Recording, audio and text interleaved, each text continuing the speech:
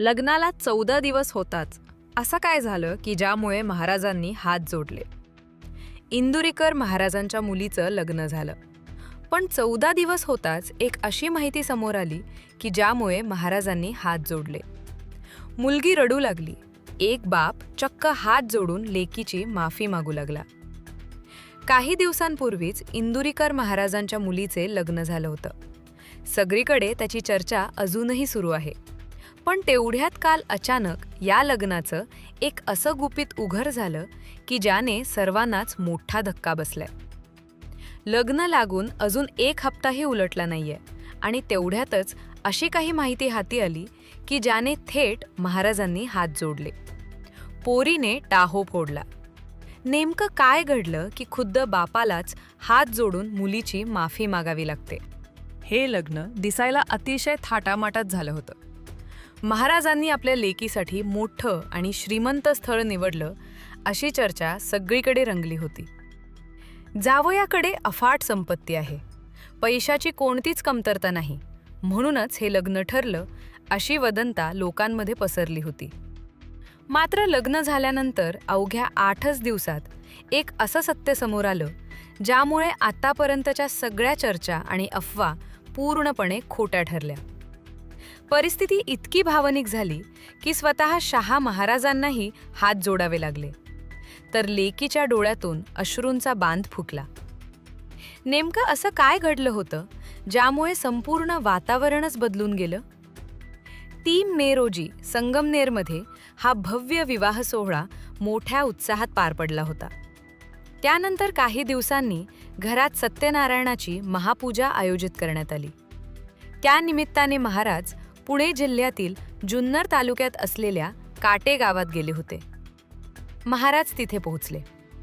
त्यांनी आपल्या लेकीकडे नजर टाकली आणि तिच्या डोळ्यात दाटलेलं पाणी पाहताच वातावरण क्षणात गंभीर झालं. लेकीची अवस्था पाहून महाराजही भावुक झाले आणि त्यांनी शांतपणे हात जोडले. मग नेमकं असं काय घडलं की एका पित्याला स्वतःच्या मुलीकडे पाहून हात जोडावे लागले? कोणतं सत्य अखेर समोर आलं की एका बापाला लेकीची माफी मागावी लागली?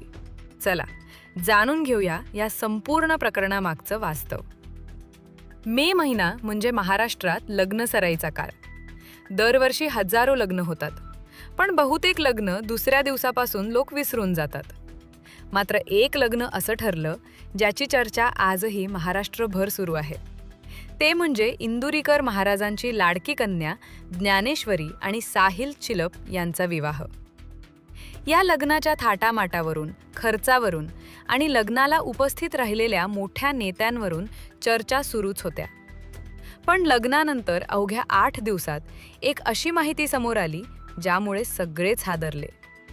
महाराजांच्या डोळ्यात पाणी आलं. त्यांनी हात जोडले आणि लेकीनंही अश्रूंना वाट मोकळी करून दिली. ज्या कीर्तनकाराच्या शब्दांवर लाखो लोक विश्वास ठेवतात, त्या महाराजांना इतकं भावुक व्हावं लागलं तरी का? कोणतं सत्य उघड झालं होतं?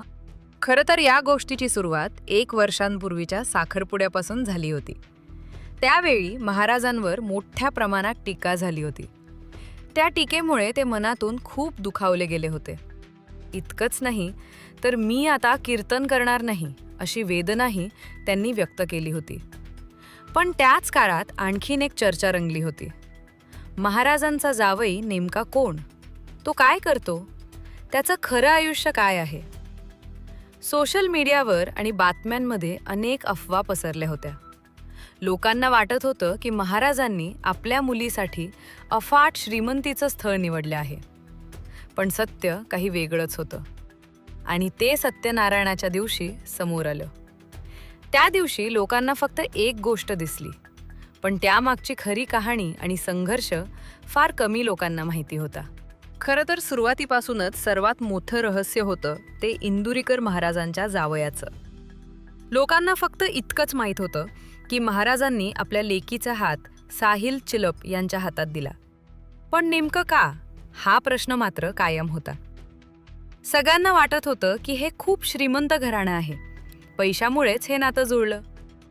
पण जेव्हा साहिल चिलप यांच्या कुटुंबाचा भूतकाळ समोर आला आणि त्यांचे वडील सुनील चिलप यांच्या संघर्षाची कहाणी लोकांसमोर आली तेव्हा संपूर्ण चित्रच बदललं.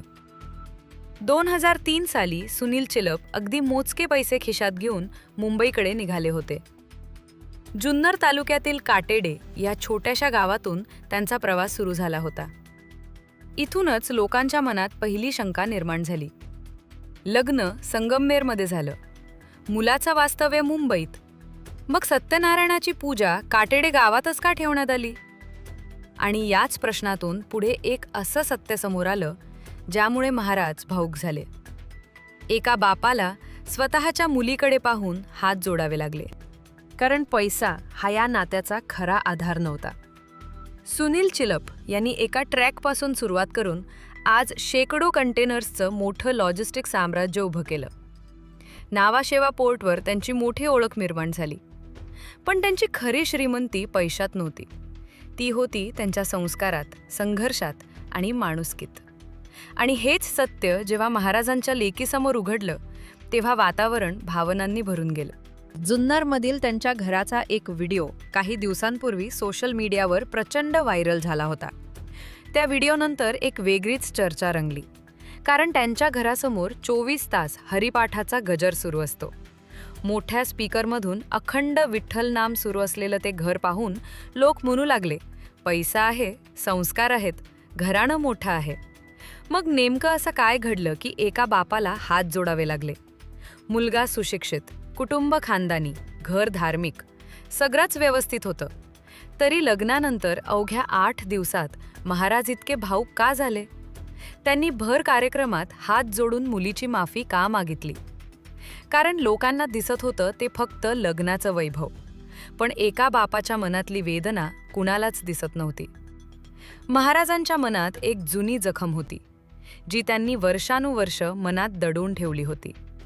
आणि मुलीच्या सासरी गेल्यानंतर ती जखम पुन्हा एकदा उघडी पडली.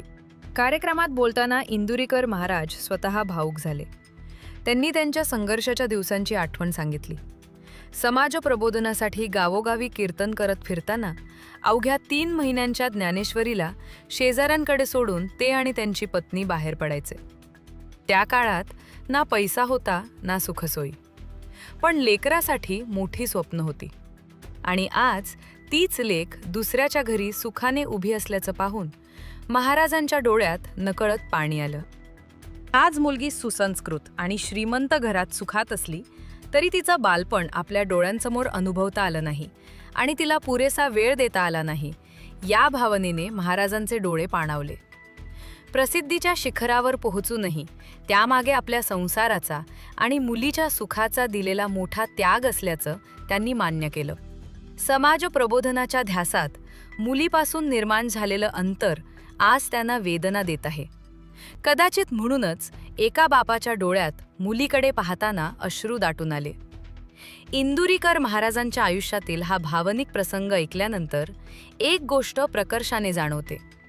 माणूस जेव्हा यशाच्या सर्वोच्च टप्प्यावर पोहोचतो तेव्हा मागे वळून पाहताना त्याला त्या यशासाठी दिलेल्या त्यागांची खरी जाणीव होते.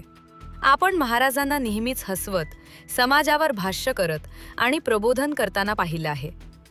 पण त्यांच्या मनात दडलेली एका हळव्या बापाची भावना आज सर्वांसमोर आली. ही फक्त इंदुरीकर महाराजांची कहाणी नाही, तर आपल्या समाजातील असंख्य पालकांची व्यथा आहे. मुलांच्या उज्ज्वल भविष्यासाठी आई-वडील दिवस-रात्र मेहनत घेतात आणि त्या धावपळीत मुलांचं बालपण त्यांच्या नकळत हातातून निसटून जातं. मला तुम्हाला मनापासून एक विनंती करायची आहे.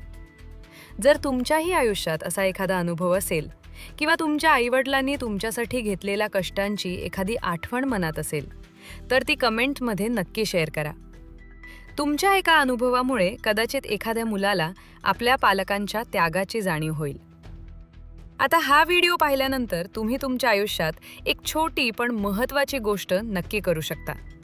शेवटी तुम्हाला या व्हिडिओमध्ये माहितीपूर्ण आणि काळजाला भेटवणार वाटलं असेल तर चॅनलला सबस्क्राईब करायला विसरू नका आणि हा व्हिडिओ जास्तीत जास्त लोकांपर्यंत पोहोचवा. तुमचे एक शेअर आणि कमेंट आमच्यासाठी खूप मोलाचे आहे. चला तर मग आपल्या लोकांप्रती, पालकांप्रती कृतज्ञता व्यक्त करण्यासाठी कमेंटचा पाऊस पडूया. धन्यवाद.